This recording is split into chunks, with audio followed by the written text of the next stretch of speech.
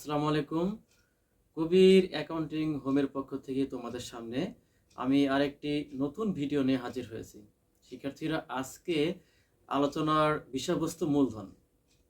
তো এই মূলধন নিয়ে আলোচনা করার পূর্বে আমি তোমাদের সামনে একটি উদাহরণ পেশ করতে চাই। ধরা যাক তোমরা কয়েকজন সহপাঠী মিলে একটি পিকনিকের আয়োজন করলে।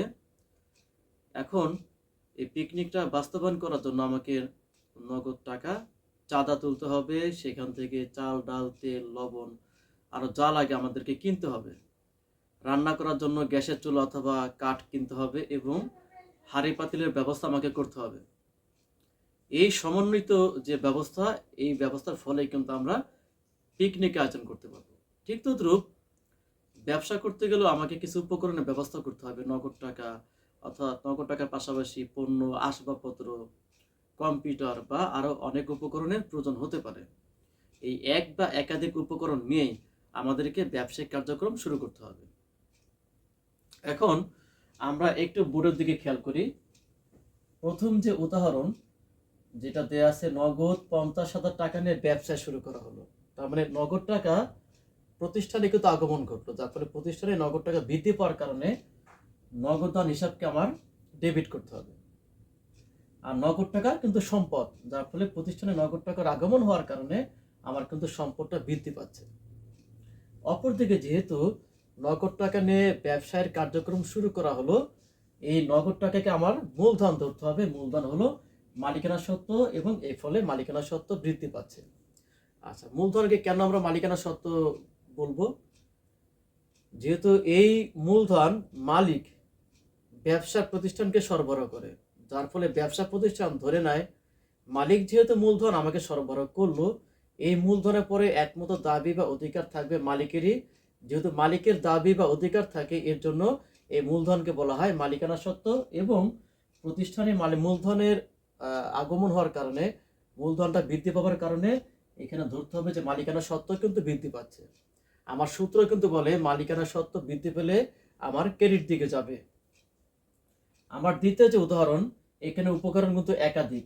নগদ টাকা, পণ্যদ্রব্য, এই যে 20,000 টাকার আসবাবপত্র, 30,000 টাকার কম্পিউটার নিয়ে ব্যবসা শুরু করা হলো। প্রথম উদাহরণে আমার কিন্তু উপকরণ ছিল একটা, আর দ্বিতীয় উদাহরণে কিন্তু উপকরণ কিন্তু 4টা। এই 4টা উপকরণ কিন্তু প্রতিষ্ঠানে বৃদ্ধি পাচ্ছে। নগদ টাকা, তাই জন্য নগদান হিসাব ডেবিট। নগদ টাকা সম্পদ, আবার সম্পদ বৃদ্ধি পাচ্ছে। দ্বিতীয় উপকরণ ছিল পণ্য, এটাকে ক্রয় লিখতে হবে। তো ক্রয় হিসাব ডেবিট, এই ক্রয়কে ব্যয় ধরতে হবে, কারণ পণ্য কিন্তু সম্পদ ধরা যাবে না। তো পণ্যটা বারবার কিনতে হবে, বারবার কেনার কারণে এই ক্রয়টাকে ব্যয় ধরতে হবে এবং এর ফলে ধরে নিতে হবে যে প্রতিষ্ঠানে ব্যয়টা বৃদ্ধি পাচ্ছে। তৃতীয় উপকরণ ছিল আসবাবপত্র, এটা কিন্তু সম্পদ, কারণ এই আসবাবপত্র বারবার কেনার কিন্তু প্রয়োজন হবে না, যার ফলে আসবাবপত্র হিসেবে ডেবিট, সম্পদ এবং প্রতিষ্ঠানের সম্পদ বৃদ্ধি পাচ্ছে। সর্বশেষ উপকরণ 30,000 টাকার কম্পিউটার। এই কম্পিউটারকে আমরা সরাসরি কম্পিউটার না লিখে আমাকে অফিস সরঞ্জাম নামে অন্তর্ভুক্ত করতে হবে। কম্পিউটার বা ল্যাপটপ, টিভি, ফ্রিজ, এসি, ফটোকপির মেশিন, এটাকে আমাকে অফিস সরঞ্জাম ধরতে হবে। যার ফলে এই প্রতিষ্ঠানে অফিস সরঞ্জাম এই পরিমাণটা বৃদ্ধি পাচ্ছে, যার ফলে সম্পদ, এটা যেহেতু সম্পদ, এর ফলে সম্পদও বৃদ্ধি পাচ্ছে। এই 4টা উপকরণকে একত্রে বলা হয় মূলধন, যার ফলে আমাকে ধরতে হবে যে মূলধন মানে মালিকানা সত্ত্ব প্রতিষ্ঠানে বৃদ্ধি পাচ্ছে, কারণ এই উপকরণগুলোর উপর দাবি বা অধিকার থাকবে একমাত্র মালিকের। এর জন্য ব্যবসা প্রতিষ্ঠান দৃষ্টিকোণ থেকে এটাকে মালিকানা সত্ত্ব বলা হয়। যার ফলে প্রতিষ্ঠানে মূলধনের আগমন যখন ঘটে, তখন ধরে নেওয়া হয় যে মালিকানা সত্ত্ব বৃদ্ধি পাচ্ছে। এইভাবে আমাদের অঙ্কের মধ্যে উপকরণ এক বা একাধিক থাকতে পারে, আমাদের সেই অনুযায়ী এটার সমাধান করতে হবে। শিক্ষার্থীরা, আশা করি তোমরা এই বিষয়টি বুঝতে পেরেছো।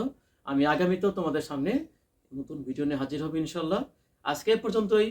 তোমরা সবাই ভালো থাকো, সুস্থ থাকো। আল্লাহ হাফেজ।